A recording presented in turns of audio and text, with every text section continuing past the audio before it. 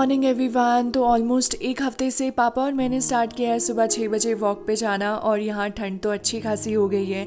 सुबह का स्ट्रगल बस बेड से निकलने का होता है, उसके बाद तो यहाँ बहुत ही अच्छा फील होता है।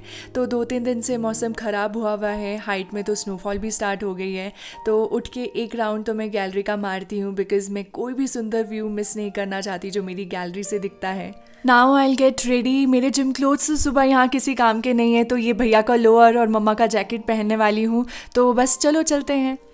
पापा का हमेशा से रूटीन रहा है मॉर्निंग वॉक पे जाना, बट आजकल ठंड की वजह से उन्हें भी बेड से निकल पाना मुश्किल सा लगता है। बट अभी मैं आई हूँ तो उन्हें भी एक मोटिवेशन मिल जाता है और मुझे भी, और ऐसे हम दोनों का रूटीन बनेगा और मेरे जाने के बाद पापा एटलीस्ट कंटिन्यू तो करेंगे। यहाँ मम्मा सुबह सुबह इतने सारे बादाम पकड़ा देते हैं कि वॉक पे जाओगे तो चलते चलते खा लिया करना, और यहाँ बच्चों की तरह मैं और पापा अपना घर ढूंढ रहे थे। शिमला में सुबह वॉक पे जाना मतलब अच्छी साफ हवा, चिड़ियों की आवाज़, सुबह होने के साथ चांद का ढलना, सब कुछ विटनेस करना एक अलग ही फीलिंग देता है। मैं जब से बाहर रहने लगी हूँ, मुझे मेरा शहर, मेरा गांव की इम्पोर्टेंस और भी ज़्यादा हो गई है। तो अगर आपको ऐसा लगे मैं बाइस्ड हूँ, तो अपने शहर, अपनी जन्मभूमि के लिए आई गेस सभी ऐसे होते होंगे, है ना। तो जब मैं यूनिवर्सिटी में थी तो मैं यहाँ से अक्सर बस लिया करती थी यूनिवर्सिटी की, और ये है यहाँ का शिव मंदिर। तो अच्छी खासी 1 घंटे की वॉक के बाद हम घर पहुंचे, और यहाँ से मैं सीधा टेरेस पर जाती हूँ। तो आज भी मौसम खराब हुआ था, बादलों के साथ हल्की धूप थी, तो मैंने बाहर टेरेस पे ही योगा मैट बिछाया, और अब मैं करूँगी 10 to 15 मिनट्स मेडिटेट।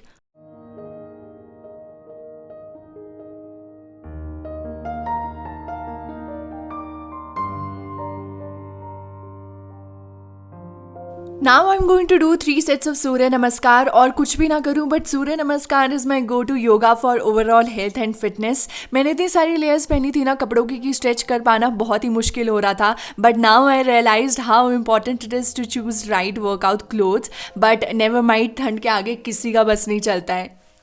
इसके बाद नहा धोकर फ्रेश हुई, and then I did my morning skin care. Morning skin care routine मैंने ऑलरेडी आप लोगों के साथ शेयर किया है, तो आप आई बटन से वो चेक कर सकते हैं। इसके बाद प्लांट्स की गुड़ाई करने को आई थी। गुड़ाई मीन्स होइंग, और इस टूल को खिलना कहते हैं। ये पहले के टाइम पे फार्मिंग में काफ़ी यूज़ किया जाने वाला टूल था, बट अब तो बहुत अलग अलग तरीके के टूल्स आ चुके हैं। तो जब सॉइल काफ़ी ज़्यादा टाइट हो जाए तो गुड़ाई करनी पड़ती है, सॉइल को लूज़ करना पड़ता है ताकि प्रॉपर ऑक्सीजन और पानी रूट्स को मिलता रहे। इससे ग्रोथ भी अच्छी होती है और प्लांट हेल्दी भी रहता है। और इसी के साथ साथ जितना भी एक्स्ट्रा घास लगा होगा मैं वो भी निकाल दूंगी। मुझे ना प्लांट्स बहुत अच्छे लगते हैं, उनका ध्यान रखना, उन्हें पानी देना, खेत का काम करना, मिट्टी खोदना मुझे बहुत अच्छा लगता है। कभी कभी तो मैं सोचती हूँ कि मुंबई में भी मैं बहुत सारे प्लांट्स रखती हूँ, बट वहाँ ना इतनी जगह ही नहीं है रखने की। बट फॉर श्योर जब कभी भी मुंबई में मैं अपना खुद का घर लूँगी ना, तो पूरे घर को प्लांट से भर दूँगी, फिंगर्स क्रॉस्ड। फिर यहाँ की सफाई की, और आज मम्मी पापा की छुट्टी है तो मैंने सोचा क्यों ना ब्रेकफास्ट में उन्हें कुछ अलग खिलाया जाए। वैसे इतना भी कुछ अलग नहीं बनाया था, बट हाँ उनके लिए तो था ही। तो यहाँ मैं बना रही हूँ मसूर दाल चीला। इसे अच्छे से वॉश करके गर्म पानी डालकर 5 to 10 मिनट्स रख दूंगी। तब तक मैं बनाऊंगी पुदीना चटनी। फ्रेश पुदीना मेरे पास नहीं था तो मैंने ये ड्राई पुदीना लिया है। इसे मिक्सर में डाल के 2 हरी मिर्च, अदरक, हाफ प्याज, नमक, जीरा, धनिया पाउडर, 1 टमाटर डाल के ग्राइंड कर दूंगी। कंसिस्टेंसी के अकॉर्डिंग इसमें थोड़ा सा पानी डालूंगी, हाफ नींबू निचोड़ूंगी, and it's ready. This chutney is very simple but yet very tasty. थोड़ी स्पाइसी बन गई थी तो आप अपने अकॉर्डिंग इंग्रेडिएंट्स का ध्यान रख सकते हैं। अब मैं बैटर तैयार कर लूँगी। दाल को मिक्सर में निकाल दूंगी, फिर इसमें हरी मिर्च, अदरक, नमक, ज़ीरा, धनिया डालकर ग्राइंड कर दूंगी। थोड़ा सा पानी डालूंगी, and now it's ready. Consistency आप अपने अकॉर्डिंग चेक कर सकते हैं। आप चाहो तो इसे ऐसे डायरेक्ट भी बना सकते हो, या मेरी तरह इसमें वेजेस भी डाल सकते हो। तो यहाँ तो ब्रेकफास्ट चाय के बिना अधूरा है, तो साथ में मैंने चाय भी रख दी। और यहाँ ये वेजीज वाला चीला ना मुझसे कभी शेप में नहीं बनता है। इसके ऊपर मैं ऑयल के बजाय थोड़ा सा घी यूज़ करूँगी। ये चीला ना गरम गरम खाने में ही मज़ा आता है। तो यहाँ 3-4 तो बन गए थे, तो मैंने सोचा पहले मम्मी पापा के लिए गरम गरम सर्व कर दूँ विद चाय एंड चटनी।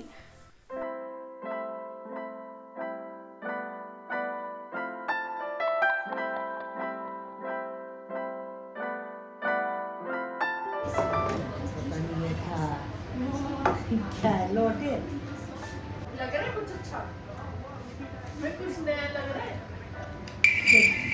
चटनी कैसी बनी? इतनी डिप्रेसिंग होकर के क्यों बोला?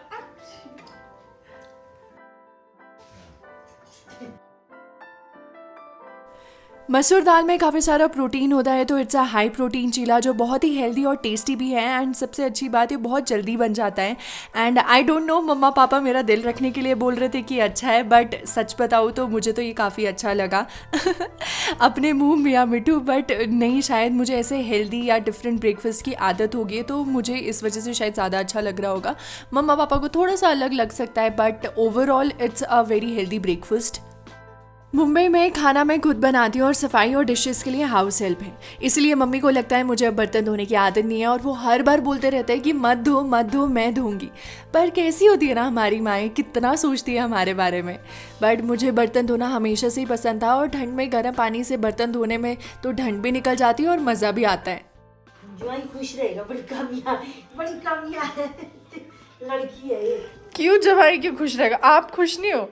मैं तो खुश हूँ ना। मेन तो आप खुश होने चाहिए ना। है ना, चिपकता नहीं है, सिलिकॉन स्पैचुला इसीलिए होता है। तोय में चिपकेगा।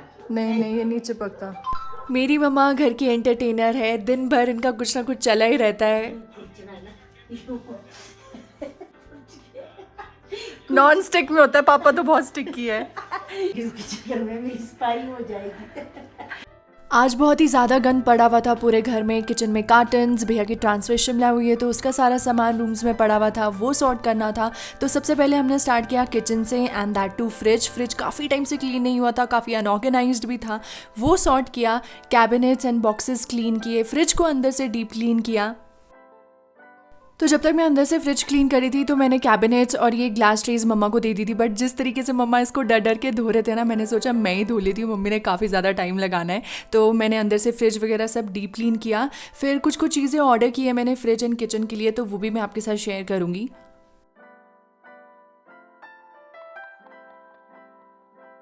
तो फ्रिज तो अच्छे से अंदर से क्लीन हो गया है, बट सारा गंद किचन में पड़ गया है, तो अभी वो भी सॉर्ट करना होगा।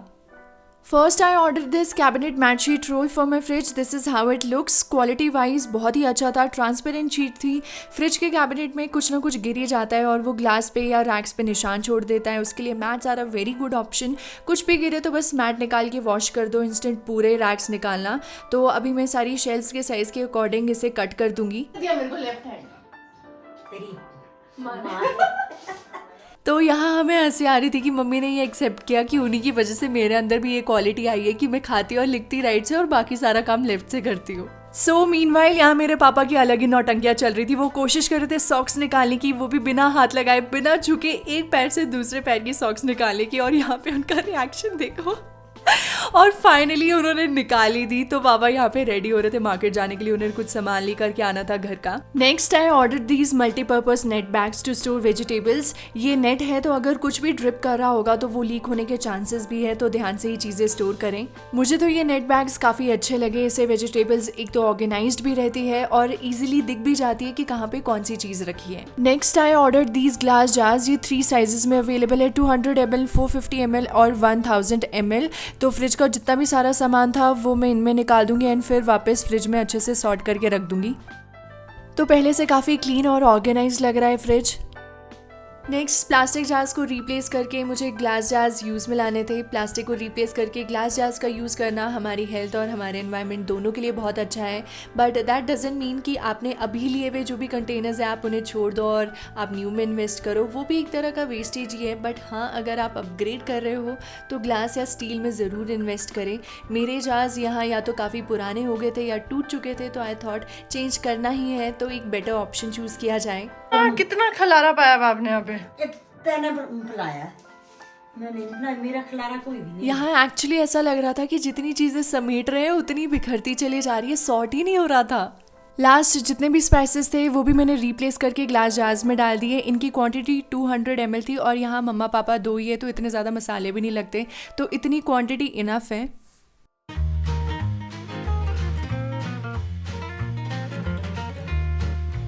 तो फाइनली मेन चीज़ें तो सॉर्ट हो गई, अब बस सफाई रहती है। इतना सारा कूड़ा निकला है ना, मैं आपको क्या बताऊं। ऐसी सफाई तो शायद हमने दिवाली पे भी नहीं की होगी। मम्मा ने गैस क्लीन की, काउंटर क्लीन किया और अब मैं फ्लोर क्लीन करूंगी।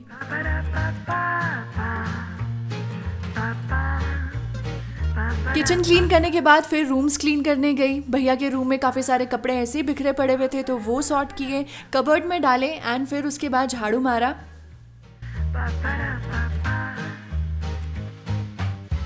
तो जब तक मम्मा भैया के रूम की मॉपिंग कर रहे थे तब तक मैंने अपना रूम क्लीन किया, वहाँ पे कपड़े सॉर्ट किए, बेडशीट चेंज करनी थी तो वो निकाली।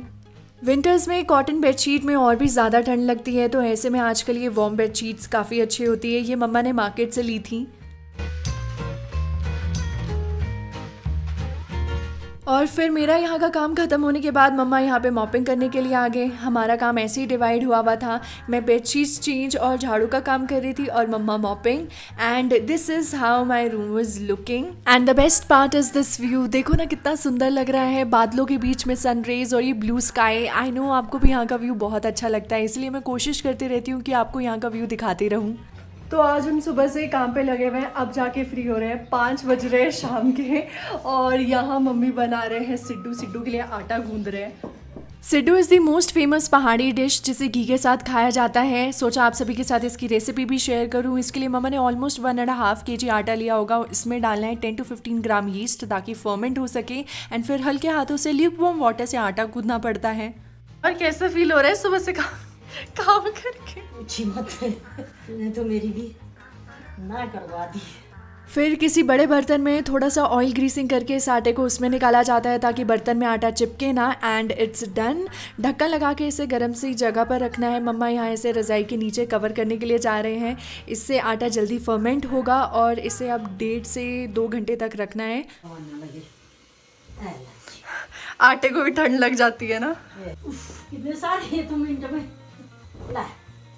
तो सब कुछ होने के बाद यहाँ मैंने ऑर्डर किया था ये डाइनिंग सेट, अभी वो बिछाऊंगी। ये कलर किचन और हॉल की थीम से मिलता था तो मैंने ये ऑर्डर किया। वैसे मुझे ये वुडन लुक ज़्यादा अच्छा लगता था डाइनिंग एरिया का, बट फिर मम्मा बोलते सीट ख़राब हो रही है, कवर लगा लेते हैं। तो उनका ऑर्डर था वो तो सुनना ही पड़ता ना। ये सीट कवर्स मैंने अभी तक ऑनलाइन ही देखे थे, बट जब ये घर पे डिलीवर हुए तो मुझे इनकी क्वालिटी काफ़ी ज़्यादा अच्छी लगी। बहुत ही अच्छा स्ट्रेचेबल कपड़ा था एंड थिक मटेरियल था।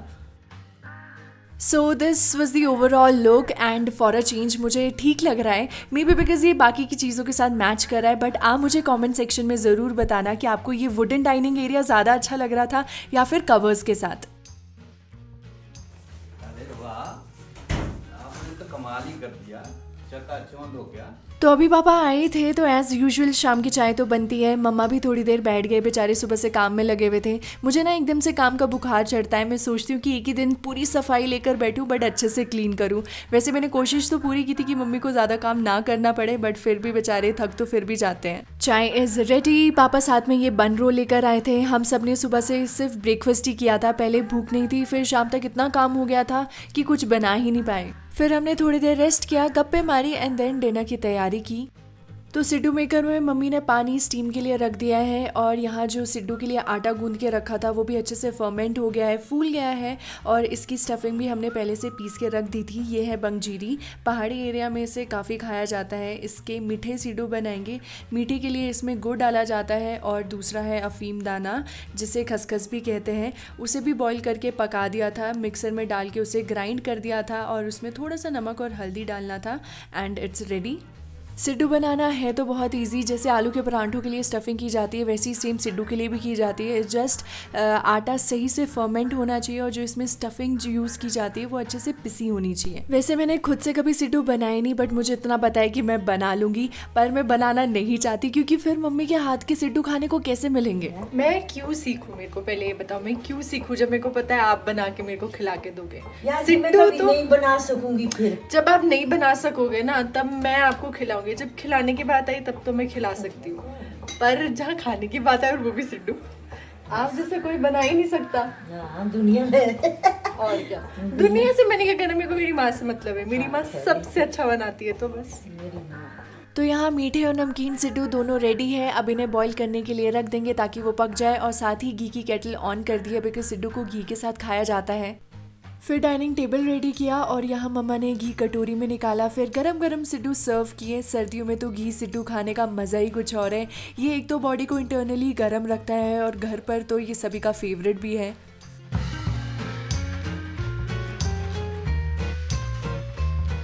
तो तो मीठे वाला सिड्डू कुछ ऐसा दिखता है, इसे घी में अच्छे से डिप करके खाया जाता है।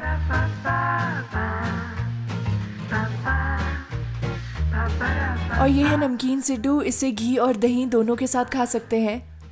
तो यहाँ तो सब काम खुद करना होता है। तो खाना खाने के बाद बर्तन वॉश किए, फिर थोड़ी देर हमने बिग बॉस देखा, फिर पापा सोने चले गए थे और कल मम्मा पापा का ऑफिस है तो मम्मा ऑफिस के लंच के लिए सब्जी काटने बैठ गए, तो मैं भी साथ में मटर छीलने लग गई। और घर पे साथ बैठ के मटर नहीं छीले तो क्या किया। फिर फाइनली अपने रूम आई, काफ़ी ज़्यादा टायर्ड हो गई थी। स्किन केयर के नाम पे सिर्फ मॉइस्चराइज़र लगाया बिकॉज कुछ भी और करने की हिम्मत ही नहीं थी। बालों को कोम किया, ब्रेड बनाई और फाइनली अपने बेड में घुसी। और उसी के साथ मेरे मम्मा फुल एनर्जी में आए और मेरे साथ बेड में घुस गए। अच्छा तो ना बिस्तर गर्म करना पड़ा। मेरा बिस्तर गर्म करके जाओ। क्या दिखा रहे हो, शादी में? आज मासी की बेटी की शादी है और मम्मी मामू की फेसबुक लाइव देख करके एंजॉय भी कर रहे थे, थोड़ा सा अपसेट भी हो रहे थे बिकॉज हमारी फैमिली में कुछ मिसहैपनिंग हो गई थी जिस वजह से हम शादी अटेंड नहीं कर पाए।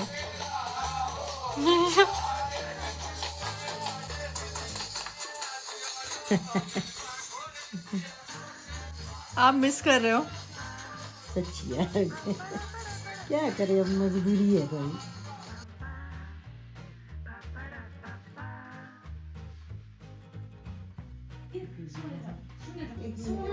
सुन जा।